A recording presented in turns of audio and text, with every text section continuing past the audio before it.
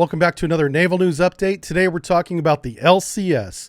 She's back from the dead. The ship that we thought was going to be decommissioned next year. Nope, the Navy's trying to save her again. So what is the LCS? A real quick summary here is LCS is broken up in two different types of ship. Specifically, today we're talking about the Freedom-class variant, which is a 3,500 ton ship that can go between 45 and 47 knots, depending on the sources that you read out there. Carries a complement of about 50 crew members and has special mission modules installed. Freedom-class is restricted to only surface combat mission modules going forward. So she's basically a gunboat that can go very high speeds in very shallow water. Her primary armament is this 57 millimeter gun, can reach out and touch a target at 10.5 miles, has a 168 round magazine, it can fire 200 rounds a minute, so it can expend its entire magazine for the gun turret in under 60 seconds. Behind that on the superstructure are two 30 millimeter guns mounted topside. Each gun can fire 200 rounds per minute. They're both fed from a single 400 round magazine and has a range of only about 2,000 meters, significantly less than the gun on the bow, and it can fire all of its rounds in 1 minute. Behind that is the Mark 49 missile launching system that can shoot 21 rolling airframe missiles. These are very short range, designed for self-defense, but they can also target drones. On the fantail behind those weapons is the helicopter pad, where they can operate the MH-60R, which is commonly what's done, but they can also do the unmanned helicopters as well. Inside the bay that's below the landing area is a space for the reinforced hull inflatable boat, or the RIB, that they can deploy and go out and conduct operations with other ships or ashore if necessary. There are 6 emplacements on board the Freedom class for 50 caliber guns, 4 on the bow and 2 topside on the superstructure above the helicopter hangar. The real selling point for this, whenever this was being designed, was its speed. Its engines are incredibly fast. Whenever they combine the gas turbine and the diesel engines together, working these 4 engines at maximum capacity, that's how she reaches those incredible speeds of 45 plus knots. So earlier this year, April 2022, the United States came out with a list of ships that we were going to decommission this year. And on this list were 9 of the LCS Freedom class. All 9 were going to be, decommissioned, going away. We're not going to fix them because of that combining gear problem that keeps all 4 of those engines from running together at high speed. They're just going to get rid of them and move on because this ship does not meet the goals of the Navy going forward. We're in a new century where we have near peer or peer-to-peer naval combat potentially happening on soon, and this type of gunboat does not support that kind of mission. This gunboat, as I'll explain in this video, is really more of a liability to the fleet than an asset. It has to be protected just so it can get into littoral or shallow waters, somewhere far away where it can then conduct its mission. Until it gets there, it provides nothing to the fleet. The Congress Research Service and the Navy presented this to Congress, saying that they would decommission 24 ships, including the 9 LCS Freedom class, for the fiscal 2022 budget. The idea is they want to divest legacy capabilities that the LCS has and other ships have that are not aligned with mission priorities, and so as to release resources, money, manpower, shipyard, dry dock time, to apply towards programs that are better aligned with those priorities. And this is called divest to invest. This is the Chief of Naval Operations plan going forward, and he's really pushing this. And we were on schedule to get rid of these ships early next year with this plan as recently as July 28th, just a few weeks ago, 2022. The Government Accountability Office, and this is going back to 2021, released this report stating that the program to operate the LCS is estimated to be $61 billion. So that's some of the savings, some of the money that we can use towards other programs by decommissioning these ships. We won't get that entire investment back, but part of it would be returned. What the GAO found, though, was that the current program results in late deliveries and increased cost for each of these ships. And the contractor maintenance plan that the Navy originally had to take military contractors, civilians, and do maintenance on these ships so the crew could be reduced in number ends up increasing cost and increases the chance that scheduled maintenance will be delayed or take longer than necessary. One of the reasons why there's increased cost is contractor travel. So the U.S. law states that foreign contractors, generally speaking, cannot work on certain types of LCS maintenance because of security reasons. Okay.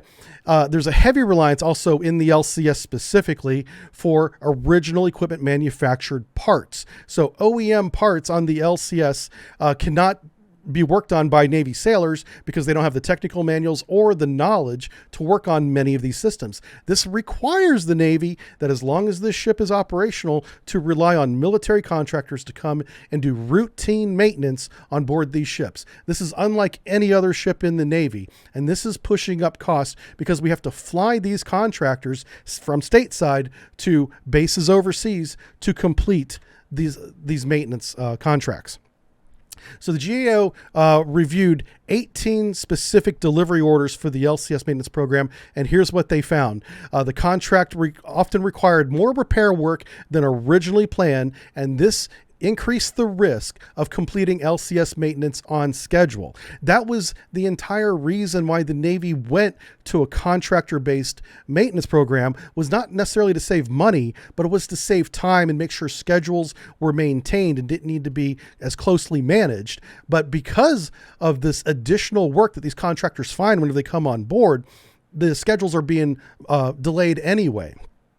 A majority of this unplanned work occurs because the Navy, the sailors on board, do not fully understand the ship's conditions before starting maintenance. So when they think something is due to be maintained, repaired, updated, they call in the contractors and they realize in order to do that work, they need to do one or two other steps on other pieces of gear that require additional tools, additional parts. That all takes additional money and time, delaying the schedule. This contractor to maintenance theory, idea is not working. And it's actually making it more expensive and causing delays in the LCS program, to the point where even members of Congress are testifying saying these ships are like lemons. The LCS, in this case, stands for Leaked Cracked Ship. And she even mentions the USS Sioux City, the ship we're talking about today, as one of these lemons, being over budget, delayed, maintenance contracts being extremely expensive, with relatively simple maintenance that is done by